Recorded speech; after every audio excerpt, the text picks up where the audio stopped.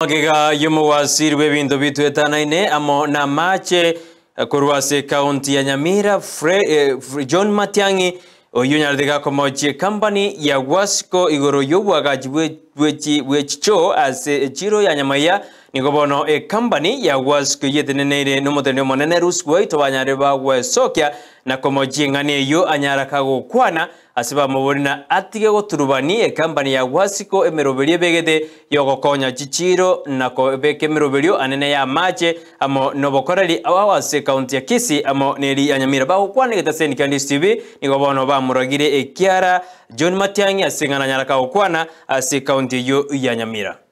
The allegations are ill-motivated and malicious. That the allegations are not based on any record facts, technical or otherwise. That we endeavor to give nothing short of what we would have to value for money without any single compromise to the contractual agreement.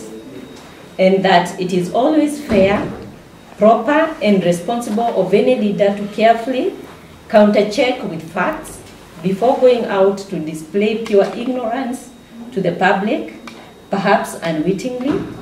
It's unnecessary, it's embarrassment to such negative energies. And for more information on the project, you can contact the Office of the Managing Director of Gusii Water and Sanitation Company.